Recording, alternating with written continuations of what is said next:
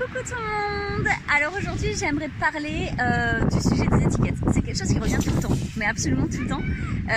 C'est-à-dire, soit on m'a dit je ne sais pas si je suis hypersensible ou surdouée, ou les deux, ou bien mon enfant, je ne sais pas s'il est hypersensible, j'ai la sensation que tout ça, mais je ne veux pas lui mettre une étiquette. C'est la grande angoisse à chaque fois, et je la comprends, et elle est légitime, et c'est génial, parce qu'effectivement c'est important de ne pas s'enfermer dans quelque chose. Mais déjà, revenons à la notion même d'étiquette. Je crois qu'en fait, on en a tous des étiquettes. Si ce n'est la question du genre. Un homme, une femme, ça reste une étiquette en fait. Surtout maintenant, je trouve, avec tout ce qui se passe, avec justement l'ouverture d'esprit qu'il y a autour de la question du genre et qui est géniale, voilà, on se rend bien compte que ce sont juste des étiquettes. Mais il y en a plein d'autres. Donc en fait, que tu veuilles ou non, tu en as. Et on t'en a mis depuis tout petit en fait. Et c'est ça le plus difficile justement. C'est d'enlever les étiquettes que l'on met depuis tout petit. Et de trouver ses propres étiquettes. Parce que la problématique n'est pas de mettre une étiquette, mais c'est de s'enfermer dans une case. Et ça c'est très différent.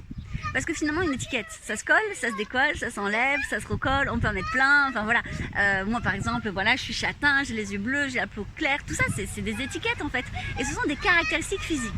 Et ce qu'il faut se dire, c'est que l'hypersensibilité et la douance, en fait, ce sont des caractéristiques mentales, psychologiques. Ce n'est que ça, des caractéristiques finalement. Et on en a plein. Et je pense que tous les hypersensibles ou tous les surdoués ne se ressemblent pas. Parce qu'en fait, on se compose de plein de caractéristiques différentes, ce qui crée justement notre côté unique et singulier. Donc finalement, la problématique des étiquettes n'en est pas une. Mais par contre, c'est vrai qu'il faut rester vigilant et que ça n'explique pas tout.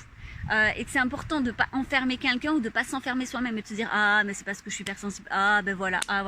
Non, parce qu'en fait on voit bien que par rapport à notre histoire de vie, par rapport à notre tempérament, par rapport à notre caractère, par rapport à la façon dont on vit justement aussi cette caractéristique, c'est pas du tout pareil. Et ça c'est hyper intéressant parce que justement ça ne va pas t'enfermer dans une case, mais ça va juste t'expliquer ton fonctionnement. Et quand on comprend son fonctionnement, je pense qu'on est plus serein. Parce qu'on n'a pas ce sentiment de mal-être, de dire mais pourquoi je réagis comme ça, c'est bizarre, et on se remet en question, et des fois on se remet mal en question, parce qu'on se dit j'ai forcément un problème, les autres, on a la sensation parfois, parce que c'est pas toujours le cas, qu'ils nous envoient le message qu'on a un problème, donc voilà. Et ensuite il y a le fait que je me connais, donc je suis rassurée, donc je travaille ma confiance parce que je me comprends et ça c'est essentiel, mais en plus je peux me faire comprendre aux autres, je peux leur expliquer mon fonctionnement et du coup les relations aussi se passent mieux.